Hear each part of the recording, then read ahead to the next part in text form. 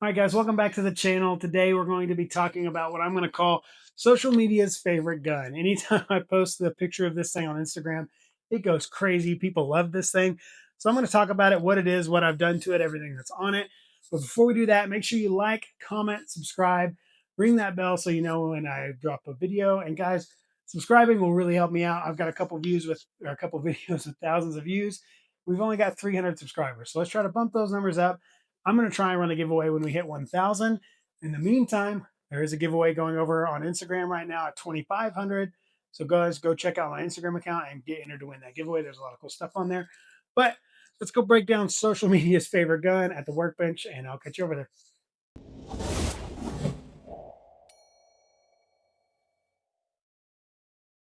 All right, guys, real quick before we get back into that video, I wanted to take a second and talk to you about one of my favorite brands in the firearm industry right now, and that is Magna Lens. As you can see on the box and actually on this bag, which we'll talk about in a second. But their flagship product are Magna Lens glasses. Guys, when you're at the range, if you're like me, you like over ears. You especially like the over ears that are electronic. But when you go to wear your safety gear or your sunglasses, you got to slide it through there. It's uncomfortable. You get gaps.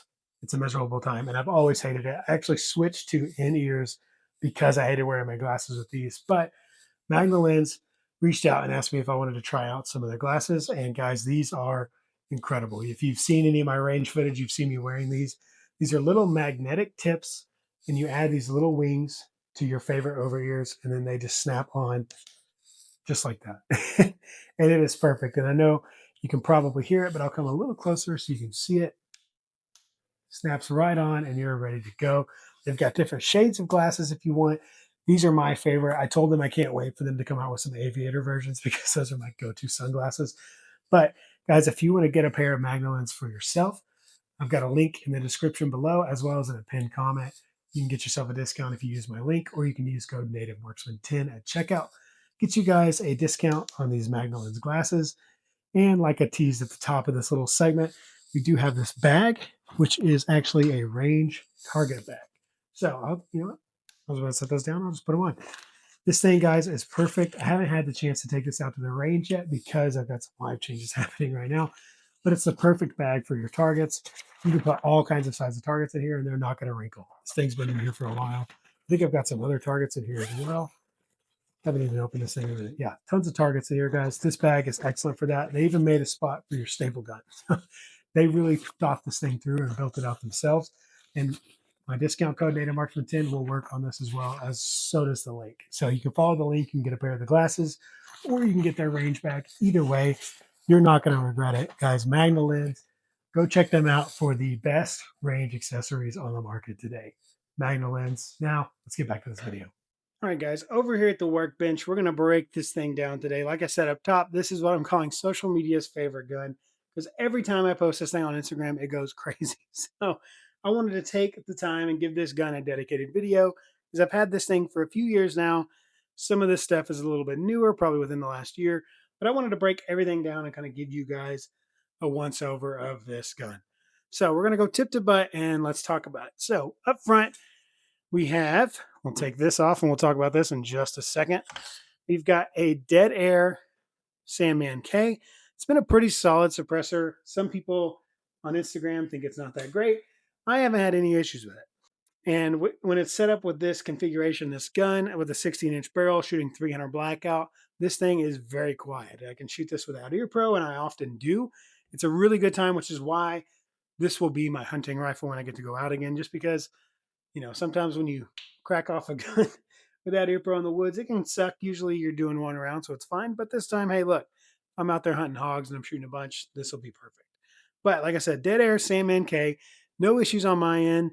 It's been great. The one thing you can see here, I will show you, is there's a little bit of stuff melted to my can. That's what happens when you shoot it and you get it hot and then you put it on your truck bed on a blanket. You get some stuff melted on there. But thankfully, because of what I took off earlier, the ModTac suppressor shield, I don't have that problem anymore. Guys, I've made a video on my channel about how to install this on this gun. If you guys haven't checked out ModTac yet, you really need to. First of all, this thing is gorgeous. Look at that nice like ghost camo that's on there. This thing is sweet. This is their patented carbon fiber, all kinds of different things, material that's quick detach onto your gun. They make these for ARs. I mean, you guys can put these pretty much on anything. This is their PRSS, which is precision rifle, so it attaches to your barrel. They have some that attach to the pick rail on the top. They have some that attach to your M-LOK slots on your AR. Go check them out, ModTac. I'll put a link to them in the description. Good guys over there, veterans that are really making a difference in the suppressor game. But we'll talk about this thing a little bit more. It's got a quick detach option, like I mentioned. Put this bipod down here, make it a little bit easier on myself. So when you've got your gun set up, you see this little arrow here. This has a matching arrow here on the can. You simply line those two arrows up, push it in, twist it, and you're locked in and you're good to go. And it keeps those vents down here at the bottom, keeps your suppressor cool. Guys, you guys can run this thing however many times you want and grab it right here, and you're going to be fine. You know, obviously, if you're burning cans down, it's still going to be good for that, but maybe don't just barehand it. But guys, this thing is super nice. No mirage when you're shooting through this, which is the big thing for me, especially for a hunting rifle. If this thing gets hot, there's no mirage when you look through that scope. None of those heat waves coming up. Super, super nice. But anyways, go check out ModTac. I won't harp on them too much longer. Moving on down here, I've got this thing kind of ghillie wrapped, I guess you could say. And to be honest, there's a short story and a long story about why I wrapped it this way. The short story is that I think it looked cool. Right? I think it looks pretty sweet. And the long story is that I think it looks really cool. No, I'm kidding. Um, Long story, I saw a guy with a gun similar to this on Instagram. He had his wrapped, and I thought it looked pretty dope. And then in my mind, I'm thinking, yeah, if I take this thing hunting, of course, why wouldn't I wrap it just to break up the straight lines on it a little bit? Obviously, the colors don't matter that much, but kind of breaking up the lines in the wilderness would. So that's why I went ahead and did this wrap. But guys, that's cool. This is some Call of Duty looking stuff right here. That's pretty sweet. Next, we've got a Caldwell bipod, just something cheap. You know, this isn't that crazy. This really isn't that expensive of a gun to begin with, so it's kind of a budget build outside of suppressors and things.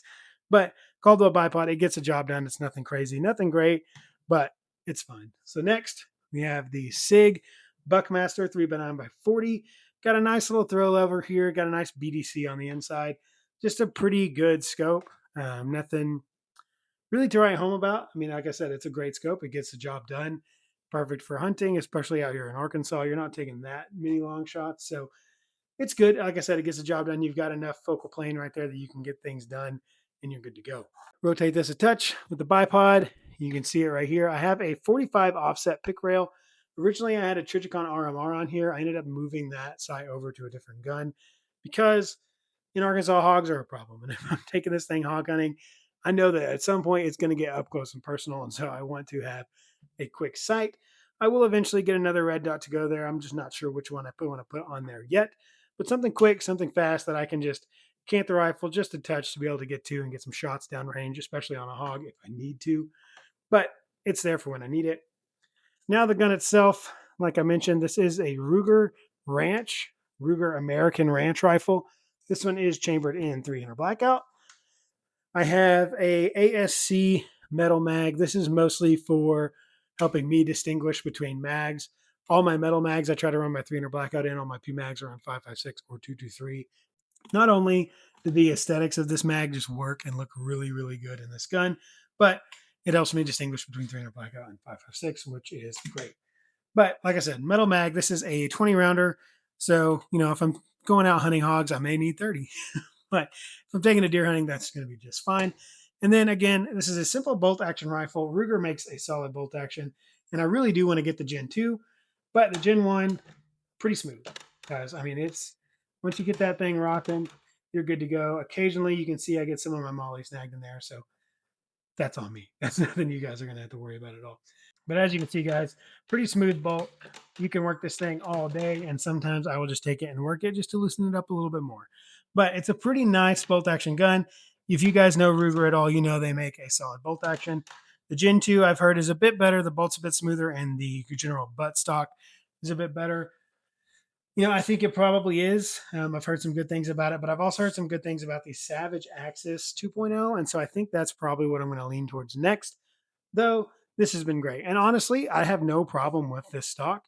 Sure, maybe I might change it in the future, but this grip texture on this stock is actually pretty nice. It's fairly grippy, and these little ridges right here kind of really help me out. I enjoy those. They're on both sides. It's nice, and then of course the buttstock, It's fine. You got a nice rubber pad there, so you're good to go. Guys, that is it. That is the Ruger American Ranch chambered in 300 blackout. Again, this is the Gen 1.